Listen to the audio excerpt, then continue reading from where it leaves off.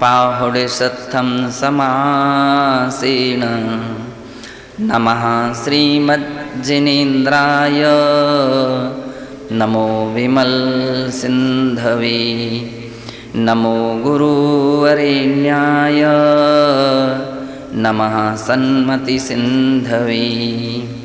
नत्वा श्रीकुन्दकुन्दार्यं जिनवाणी सरस्वती क्रियते स्वल्पबोधेन लिङ्गपाहुडवृत्तिका।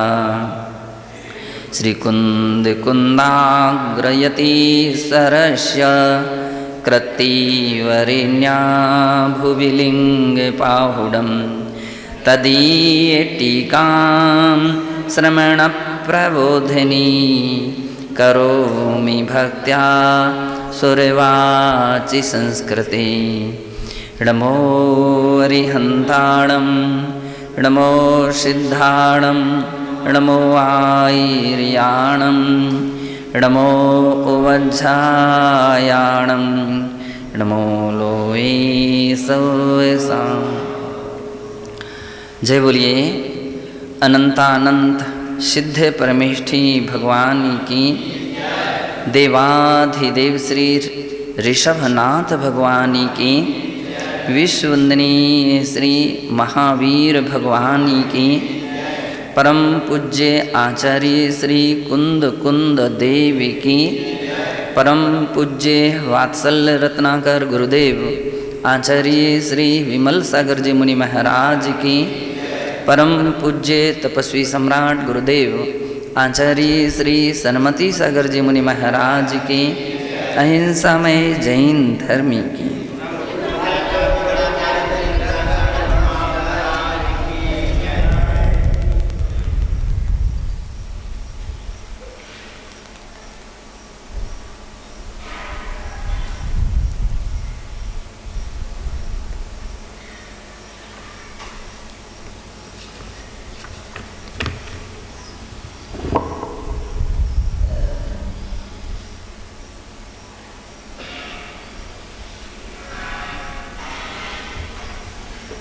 यहाँ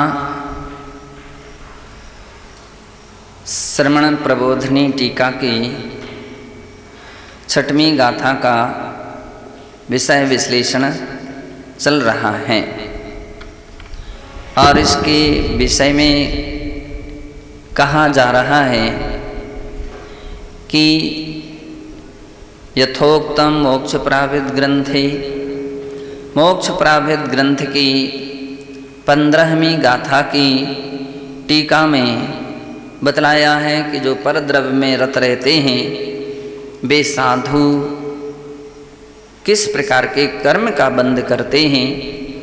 कहते हैं चोपण दव्वरो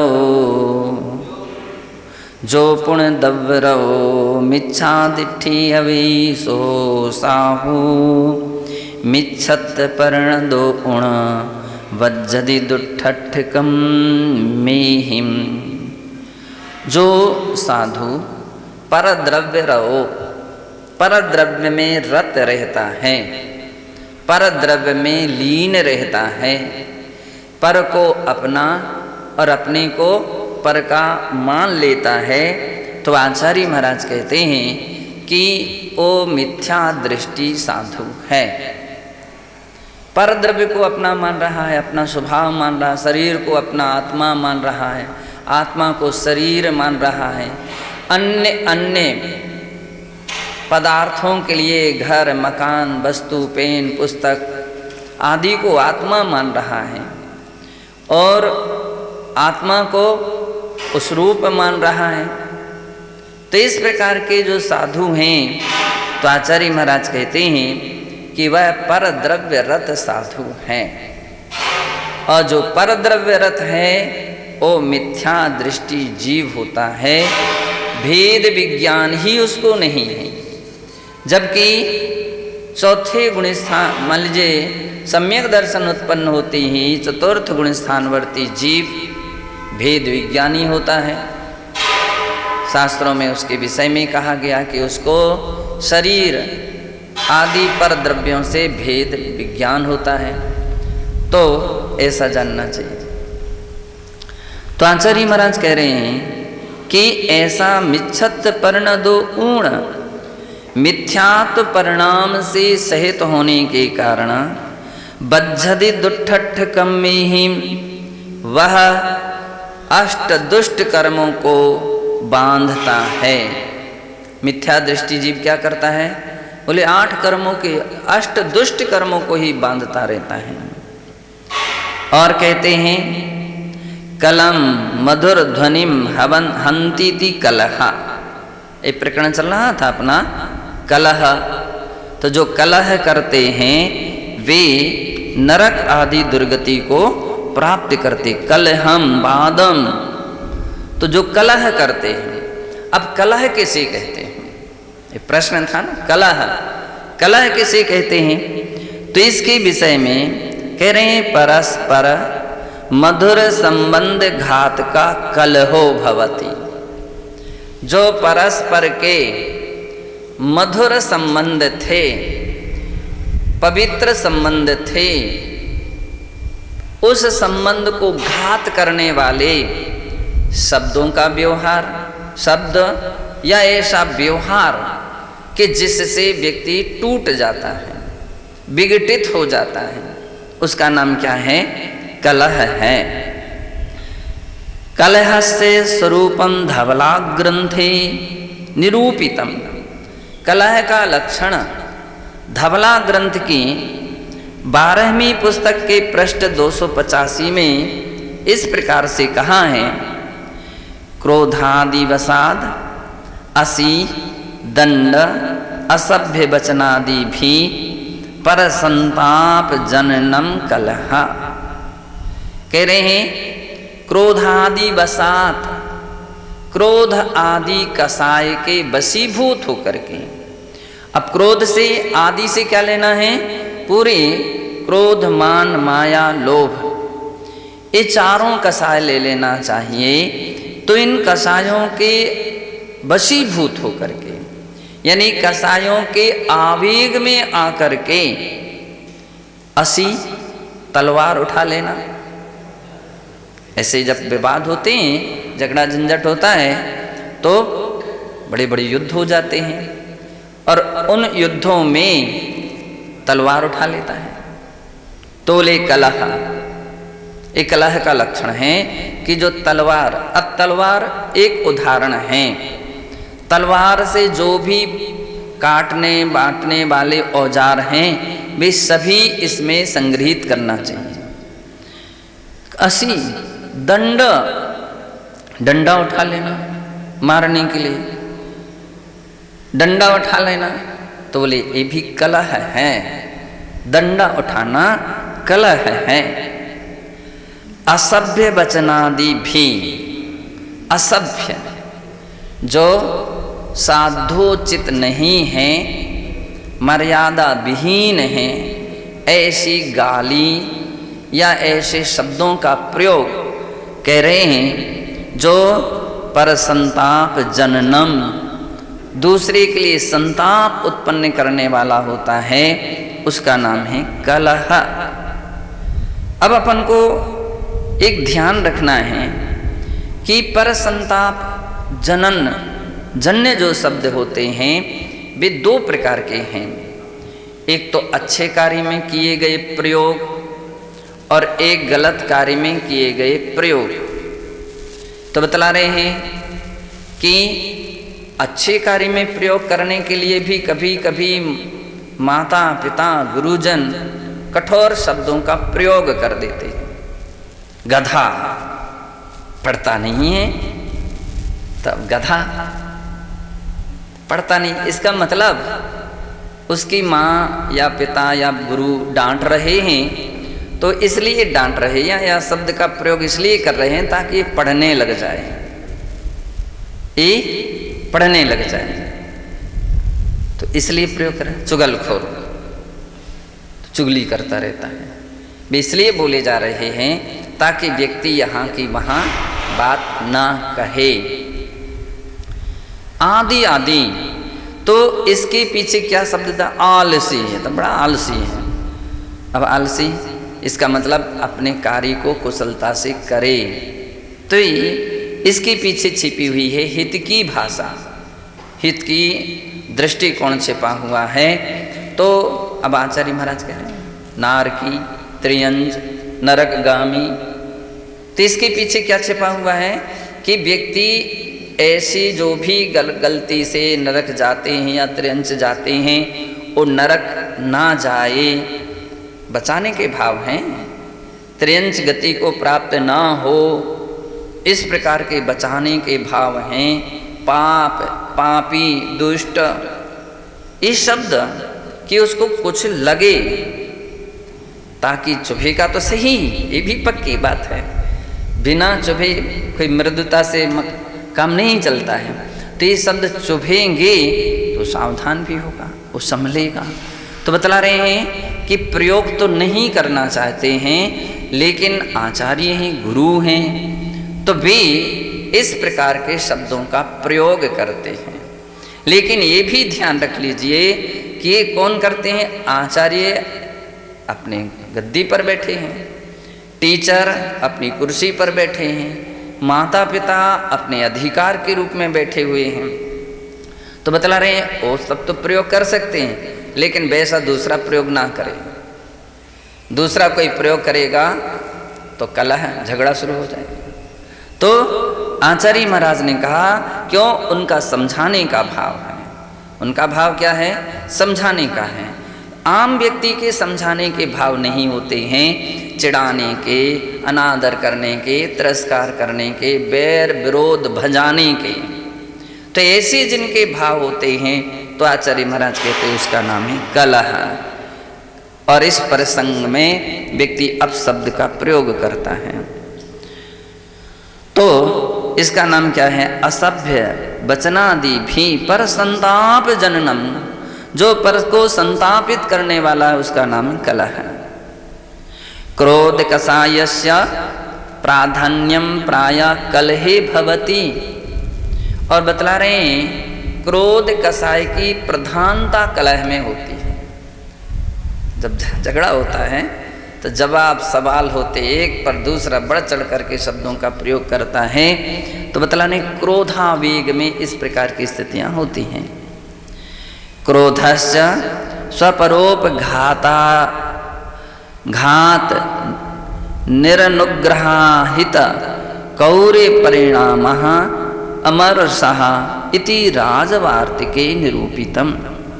तत्वार्थ राजवार्तिक में क्रोध की परिभाषा दी है कि क्रोध किसे कहते? बोले अपने ऊपर के घातक, चोट पहुंचाने वाले, अनुपकार आदि क्रूर परिणाम वाले, अमरस अहिष्णुता को क्रोध कहते हैं। सहन नहीं हुआ, सहन नहीं होता है। सहन नहीं होता इसका मतलब है क्रोध भड़क जाता है। तो क्रोध तुम्हारा भड़क रहा है तो ये तुम्हारी क्षति करेगा कि दूसरी की? तुम्हारा क्रोध भड़क रहा है तो तुम्हारी क्षति करेगा। और उस क्रोधावेग में दूसरे की तुमने क्षति करने की जो भी प्रवृत्ति की, प्रयास किया, उससे भी कर्म का बंध होगा। बतलाते हैं कि दूसरे की हानि हो या ना हो, लेकिन क्रोध करने वाले की तो नियम से हानि होगी। दूसरा व्यक्ति समताशील हो तो उसके ऊपर उसका कोई हानि नहीं हुई, लेकिन आपकी तो हानि हो ही गई। तो इसलिए आचार्य महाराज कहते हैं कि क्रोध कहलाता है बादश्च स्वामत पुष्टि अर्थम परमत निराकरणाय चे क्रियमाणो बाग व्यापारः। वचन बोले बाद किसे कहते हैं? बाद का अर्थ होता है कि जो स्वामत की पुष्टि के लिए बोले गए वचन हैं वे बाद कहे जाते हैं। और परमत के निराकरण करने के लिए अथवा सत्य की स्थापना के लिए और असत्य के खंडन के लिए जो शब्द का प्रयोग किया जाता है वो बाद कहा जाता है। और ऐसा बाद सा द्विविधा, वो दो प्रकार से होता है। कौन सा? वस्तु तत्व निर्णयार्था कृत एकः, जिससे सत्य का निर्णय किया जा सके। वस्तु व्यवस्था या वस्तु तत्व का यथार्थ निर्णय किया जा सके, वो बात है। कभी बहुत सारे लोग असत्य असत्य व्याख्यान करते हैं, कथन करते हैं, लेखन करते हैं, तो बतलाते हैं कि हर बार चुपचाप बैठे रहने से असत्य स्वीकार माना जाता है, तो ले उसका जवाब होना चाहिए। तो जवाब देने वाला समता से जवाब दे देता है, तो वाद तो हुआ, लेकिन वो अन्यथा वाद नहीं है। वो क्या कहा जाएगा? वो सम्यक कहा जाएगा। कह रहे एक है स्वामान कसाय पोषणाय परमत निरतिरस्करणाय सा गौरवाख्यापनाय च क्रियमाणो वाचक कलहात्मको द्वितीय। कह रहे हैं दूसरा स्वामान कसाय पोषणाय, अपने अभिमान के पोषण के लिए, परमत तिरस्करणाय, दूसरे के मत का तिरस्कार करने के लिए, स्वगौरवाख्यापनाय, अपने गौरव को, अपने अभिमान को कथन करने के लिए जो क्रियमाणो किए गए वाचिक कलहो कलहात्मको, वाचनिक कलहात्मक जो रहता है, वो कह रहे हैं ये दूसरा वाद है। तो दो प्रकार के वाद हैं। तत्र प्रथमस्तु श्रेयस्करः द्वितीयो दुर्गति दायकः। इसमें पहला तो श्रेयस्कर है, सत्य का निर्णय दिया जाता है, वो श्रेयस्कर है। लेकिन दूसरा दुर्गति दायकः, दुर्गति प्रदान करने वाला होता है। तो इसको अपन लोग इस बात को ध्यान से पढ़ें। क्या शब्द का क्या था? स्वामान कसाय पोषणाय, अपने मान कसाय की पुष्टि के लिए। कभी प्रायः व्यक्ति ऐसे प्रसंग खड़े कर देते हैं, विवाद के प्रश्न खड़े कर देते, झगड़े के प्रश्न खड़े कर देते हैं। किस लिए खड़े कर रहे हैं? बोली कि स्वामान पोषणाय, अपने अभिमान के पोषण के लिए। वो ऐसा है, वो ऐसा है, वो ऐसा है। तुम कैसे हो ये भी तो बतलाओ। तो व्यक्ति मैं कैसा हूं ये तो नहीं बतलाता है, तुम ऐसे हो, तुम ऐसे हो। तो इससे अपने अभिमान की पुष्टि, यानी मैं बहुत अच्छा हूँ, वो सब दुनिया बुरी है, मैं बहुत श्रेष्ठ हूँ, मैं बहुत अच्छा हूँ, ये इससे मान लीजिए प्रकट होता है। तो आचार्य महाराज ने कहा ये भी वाद है। और परमत तिरस्करणाय, दूसरे के मत का तिरस्कार करने के लिए, वहीं से दूसरे के मत का तिरस्कार करने के लिए जो व्यक्ति शब्द का प्रयोग करता है, व्यवहार का ऐसा व्यवहार करता है कि दूसरे का ऐसा हो जाए, ऐसा हो जाए, वैसा हो जाए, तो दूसरे का अनादर, दूसरे का तिरस्कार, ये भी कहते हैं ये भी कसाय का प्रतीक है, ये भी कसाय का प्रतीक है। स्वगौरव ख्यापनाय वा, अगला विशेषण दिया है स्वगौरव ख्यापनाय, अपने अभिमान को प्रकट करने के लिए, अपनी प्रशंसा बढ़ाने के लिए, अभिमान को प्रतिष्ठित करने के लिए जो इस प्रकार के क्रियमाणों कार्य किए जाते हैं, उसका नाम भी आचार्य महाराज ने कहा वाचिक कलहात्मको। अब ऐसे वाचिक भाषा परक या वचन परक जो प्रवृत्ति होती है, वह भी क्या कहलाता है? कहते हैं यह भी कलह है, कलह करने वाला विवाद है, ये विवाद है। तो इसमें ये दूसरे नंबर का जो विवाद है वो कहते दुर्गति दायका, ये दुर्गति दायक है, ये निषिद्ध है। तो ऐसा प्रवृत्ति कभी किसी को नहीं करना चाहिए। कभी कभी अपन लोग देखते हैं कि जब किसी को किसी से बैर हो जाए, झगड़ा हो जाए, लड़ाई हो जाए, अथवा ईर्ष्या हो जाए, किसी की प्रसिद्धि, किसी का नाम, किसी का प्रतिष्ठा को देख करके जब व्यक्ति को सहन नहीं होता है तो व्यक्ति ऐसी कोशिश करता है, ऐसे प्रसंग खड़े करता है, ऐसी बात उखाड़ता है कि जिससे दूसरा व्यक्ति की प्रतिष्ठा गिरे और हमारी प्रतिष्ठा बढ़ जाए। लेकिन ये बहुत गलत है। किसी की लेन मिटाने से कभी नहीं मिटती है। ये व्यर्थ की अज्ञानता है कि हम किसी की लेन मिटा सकते हैं। नहीं, अपनी लेन बढ़ाने से तो अपनी लेन बढ़ सकती है, दूसरे की कभी मिटती नहीं है। और मिटने का जो प्रयास करना है वो अन्यथा है, गलत माना जाता है। कभी ऐसे लोग रहते हैं कि ईर्ष्यावशात दूसरे व्यक्ति से आग्रह करते हैं कि अरे वो ऐसे हैं, वो ऐसे हैं, वो ऐसे हैं। इस प्रकार का प्रसंग अगर आपको कोई व्यक्ति कहे कि आप गलत हो, आप गलत हो, आप अपराधी हो, और आप गलत नहीं हो, अपराधी नहीं हो, तो ऐसे शब्द को क्या सुनकर के आप प्रायश्चित लेंगे क्या? अरे उसने ऐसा कह दिया, हमको प्रायश्चित नहीं। तो प्रायश्चित का अधिकारी कौन है? बोले प्रायश्चित का अधिकारी वो है जो गलत हो, और जो गलत नहीं है वो प्रायश्चित का अधिकारी नहीं हो सकता है। दूसरी बात यह है कि ऐसे प्रसंग में दो प्रकार के लोग होते हैं। एक तो वो होते हैं कि अगर कोई किसी के ऊपर कोई बात उठा दे, तुम ऐसे हो, तो आप उससे लड़ते हो, झगड़ते हो, मारपीट करते हो, जेल वगैरह में डाल देते हो, प्रतिकार इस रूप में करते हो। लेकिन आप कहीं दूसरे के प्रति ऐसा करने लग जाओ, तब फिर मालूम चलता है कि तब समझ में आता है जब कोई आपके ऊपर कोई ऐसी बात आए।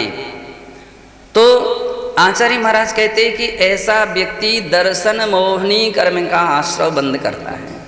शास्त्रों में लिखा है केवली श्रुत संग धर्म देवा वर्णवादो दर्शन मोहस्य।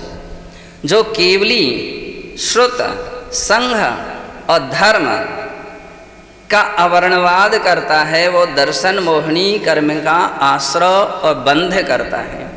दर्शन मोहनी कर्म का आश्रय बंद का अर्थ है मिथ्यात्व का आश्रय बंद करता है। और जो मिथ्यात्व का आश्रय बंद कर रहा है तो इसका मतलब है मिथ्या दृष्टि जीव है। जो मिथ्या दृष्टि जीव है दर्शन से भ्रष्ट कहा जाता है। कुंद आचार्य महाराज कहते हैं दंसन भट्टा भट्टा दंसन भट्ट से नथिडिवाणम सिद्धंति चरिय भट्टा दंसन भट्ट से न सिद्धंति।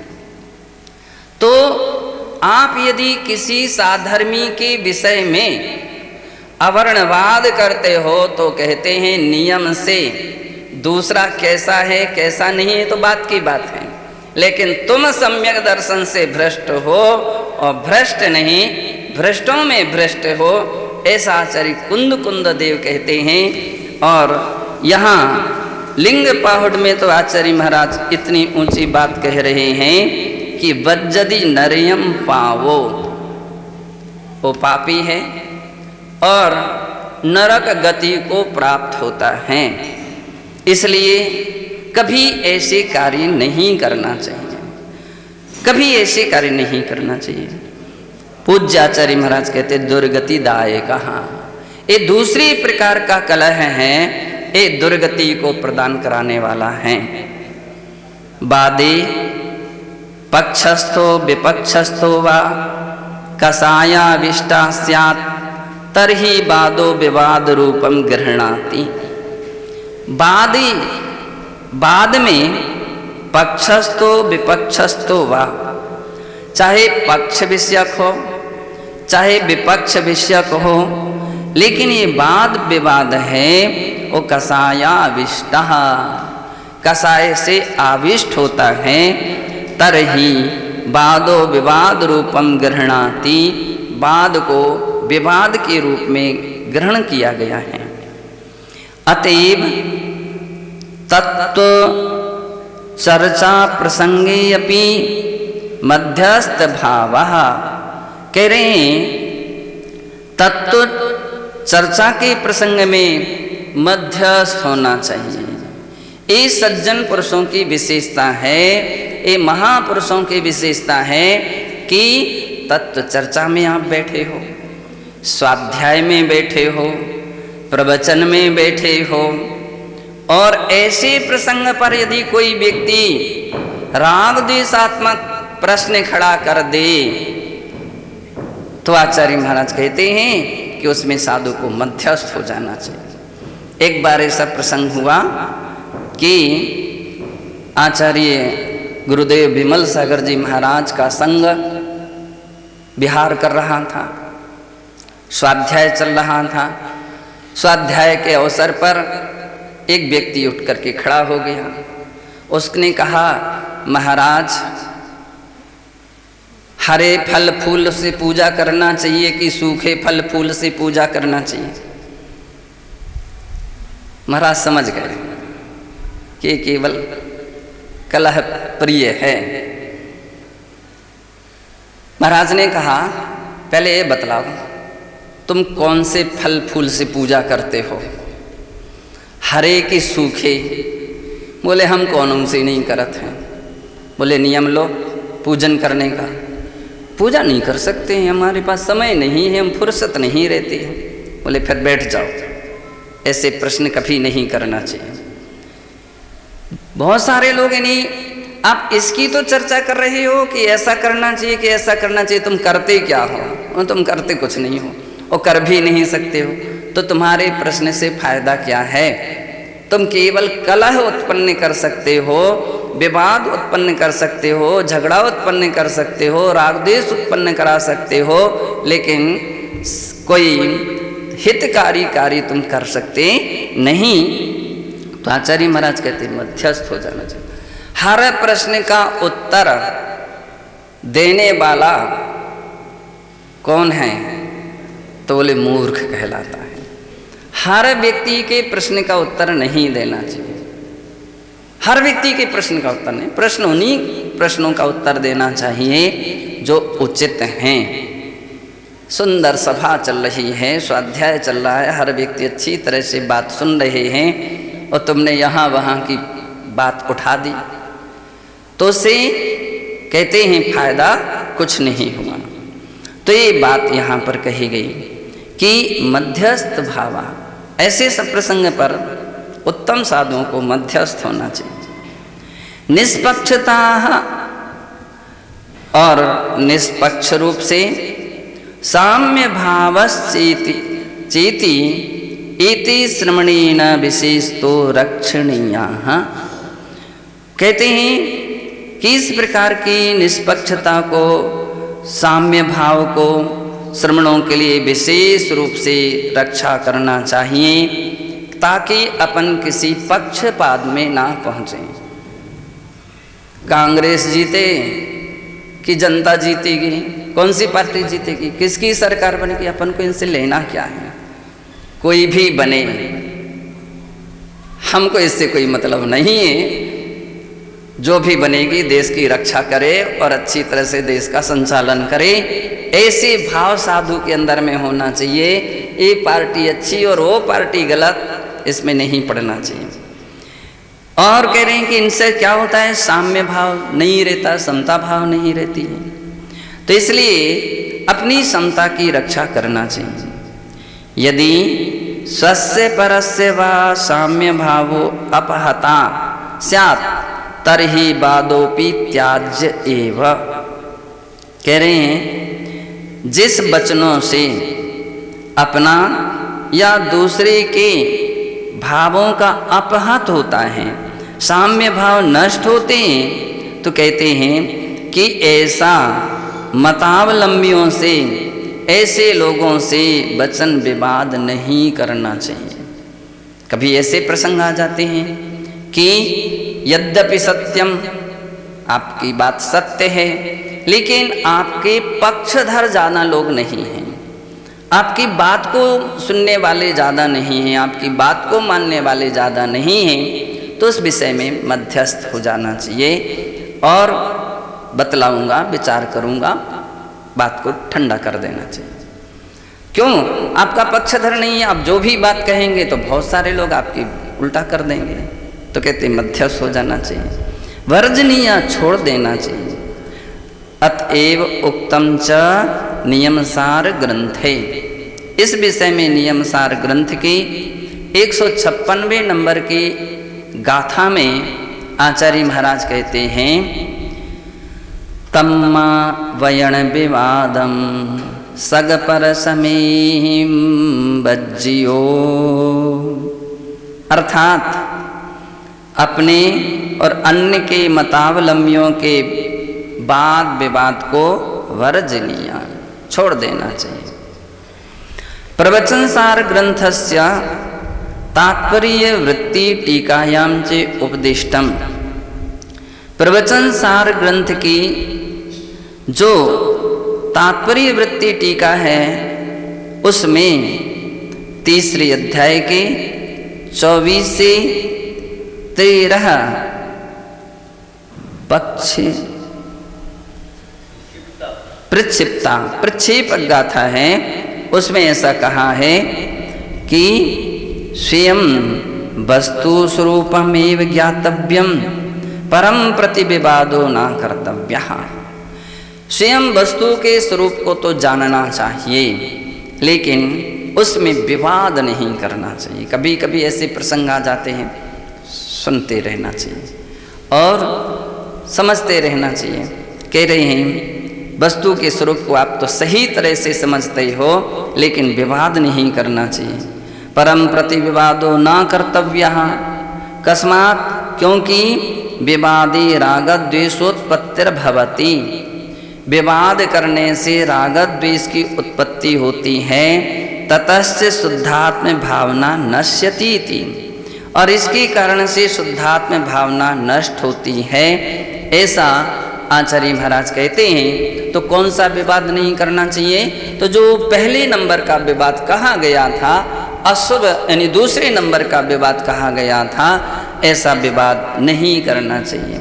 लेकिन आपके धर्म के ऊपर, आपके भगवान के ऊपर, आपके शास्त्र के ऊपर, आपके सिद्धांत के ऊपर, आपके गुरु पर, आपके समूह पर कोई बात आती है तो आचार्य महाराज दूसरा एक सुभाषित है, वो सुभाषित ऐसा है, अप्रष्टव्येव प्रष्टव्यम सत सिद्धांत विप्लवे, जो सत सिद्धांत का विप्लव यदि जहाँ हो रहा है तो बोले बिना पूछे भी बोलना चाहिए, ऐसा सुभाषितकार कहते हैं। अत्र गाथायाम वाचिक कलहात्मको वाग युद्ध रूपो वादो विवादो वाग्राह्या, इस गाथा में वाचिक कलहात्मक वाग युद्ध रूप जो वाद विवाद होता है वो ग्रहण करना चाहिए। सा पाप मोहित मति स्वगुरुणा सह यद्वा अग्रजानुज दीक्षतेन सह यद्वा नेन ग्रस्थेन सह उग्रस्वरेण प्रतिकूलं वदति वरिष्ठ पूज्य जनानुशासनं श्रुत्वा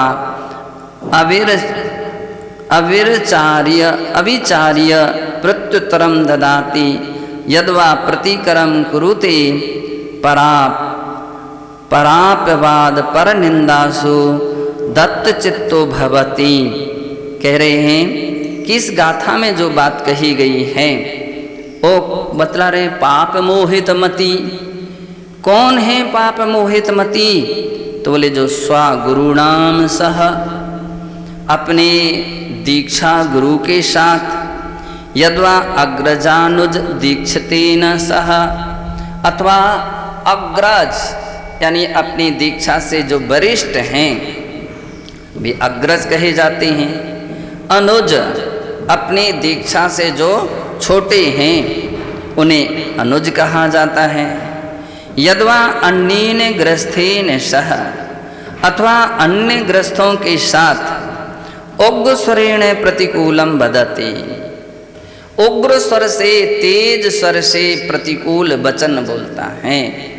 अपन देखते हैं झगड़ा कब होता है, कहीं व्यक्ति छोटे होकर के या बड़े होकर के अपशब्द या तेज स्वर से बात करने लग जाएं, बोलते हैं वरिष्ठ पूज्य जनानुशासनम श्रुत्वा, और वरिष्ठ या पूज्य पुरुषों के द्वारा अनुशासन को सुनकर के भी अविचार्य प्रत्युत्तरम ददाति, बिना विचारे प्रत्युत्तर देता है। अगर कोई वरिष्ठ हैं वो अच्छी बात कहते हैं, समझाते हैं, बताते हैं, तो कह रहे हैं कि उसको सुनना चाहिए, उसको सुधारना चाहिए, अपने आप में परिवर्तन लाना चाहिए। तो कह रहे हैं ऐसा तो नहीं किया, और वो प्रत्युत्तरम ददाति, जवाब सवाल करने लगा। तो कह रहे हैं यद्वा प्रतिकारम कुरुते, अथवा उनका प्रतिकार करने लगा। परापवाद पर निंदासु दत्त चित्तो भवति, दूसरे का अपवाद करने में कई बार ऐसे लोग रहते हैं कि जो पेट के या हृदय के साफ नहीं रहते हैं, मन के साफ नहीं रहते हैं, तो बहुत सारी बातें अपने अंदर में रखे रहते। यदि उनके विषय में किसी ने कहा तो उसकी 10 बातें सुनाने के लिए तैयार हो जाते। तो इसका मतलब कि 10 बातें तुम्हारे मन में रखी रहीं, तो जब तक भी 10 बातें रखी रहीं तब तक तुम्हारे मन को भी शुद्ध किए रहीं कि अशुद्ध? मन की विशुद्धि खोई रही, और इतने समय तक की बातें तुम निकाल देते हो, तो इसका मतलब है कि आपका इतने समय से मन अपवित्र रहा था। वो व्यक्ति बहुत अच्छा है कि तुरंत के तुरंत दान महाकल्याण, अवसर पा करके धीरे से अलग से बैठ करके तत्काल मैंने ऐसा सुना है, मैंने ऐसा देखा है, मैंने ऐसा पढ़ा है, जो कुछ भी बात है तो उसके अवसर पा करके अलग से निकाल दी, बात समाप्त।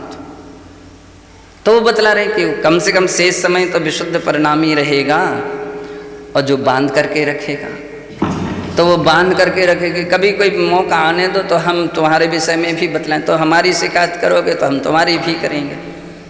तो कह रहे हैं कैसे पाप मोहित मति, पाप मोहित मति है वो परापवाद पर निंदादि से अपने चित्त को मलिन करता है।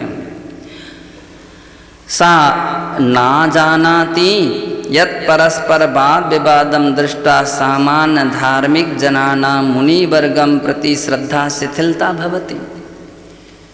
वह यह नहीं जान रहा है कि जो हमारे वाद विवाद करने से या सुन करके, देख करके या सुन करके सामान्य धार्मिक जनों में मुनि के प्रति श्रद्धा शिथिल हो जाएगी।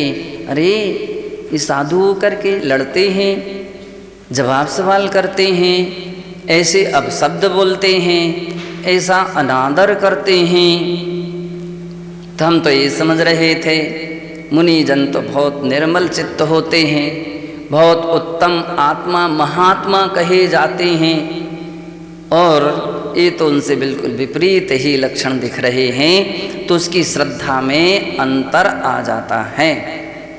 तो कह रहे हैं किसी अवसर पर बिल्कुल धैर्यशील होना चाहिए, धैर्यशील होना चाहिए। वे विवेकवान हैं, और जिसको धैर्य नहीं रह पाता है, नहीं सोच पाता, वो आंखें बंद कर लेता, मुझे किसी को देखना ही नहीं है, तो आचार्य महाराज कहते हो मूर्खता है, अविवेकीपना है। अरे कोई बात आपस में करना थी, शांति से कर सकते थे, प्रेम से कर सकते थे, बैठ करके कर सकते थे, तुमने ऐसा तो नहीं किया। आम सभा में तुमने आम लोगों की भीड़ में बात शुरू कर दी, तो लोग तमाशा देखने लगे। साधु हो करके तुम ऐसा बोल रहे हो, श्रमण हो करके तुम ऐसा बोल रहे हो, तो कहते हैं लोगों में श्रद्धा शिथिल हो जाती है। श्रद्धा बढ़ाना चाहिए अपन लोगों के लिए, कि श्रद्धा घटाना चाहिए। प्रभावना और अप्रभावना ये 2 शब्द आते हैं। तो ले प्रभावना किसे कहते हैं?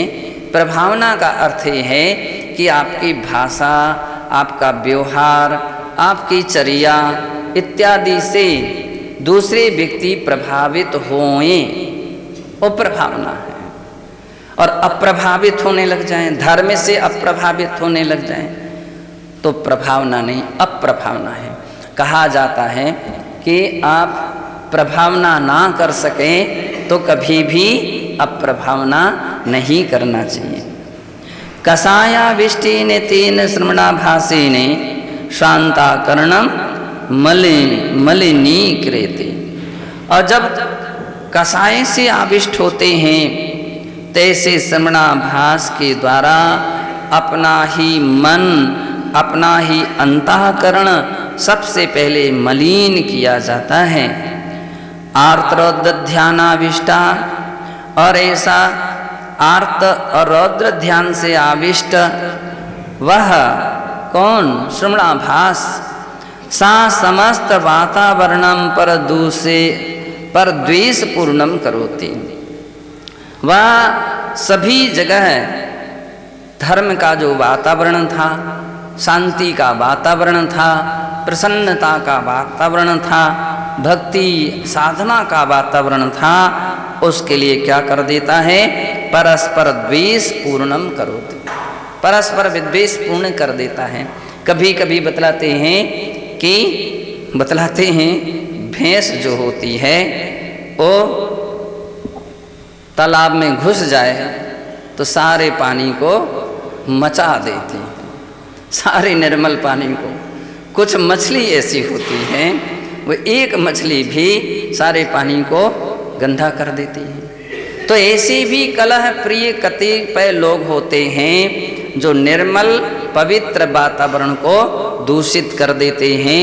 अतः आचार्य महाराज यहाँ पर कहते हैं कि एवं सा कलुषिताचरणेन ग्रहणीयत्वात् नरकगामी एवं। जो इस प्रकार से कलुषित आचरण वाले हैं तो वे ग्रहणीयत्वात् ग्रहणीय हैं, त्याज्य हैं। क्यों? नरकगामी एवं, वे नरकगामी ही कहे जाते हैं। नरकगामी जीव ही ऐसा दुस्साहस कर लेता है। वो ये तो कह लेता है कि मुझे सहन नहीं हुआ, लेकिन ये नहीं सोच पाया उसने कि हमारे व्यवहार से दूसरे की श्रद्धा टूट गई है। आपके लिए तो केवल सहन नहीं हुआ और उसकी श्रद्धा ही टूट गई। तो इस बात को भी अपन को ध्यान में रखना चाहिए कि पहली बात वाद विवाद ही नहीं करना चाहिए। और कभी कदाचित ऐसा प्रसंग खड़ा हो जाए तो अपनी विवेक और मर्यादा का भी ध्यान रखना चाहिए। ऐसा जानने है। ओम नमः शिवाय।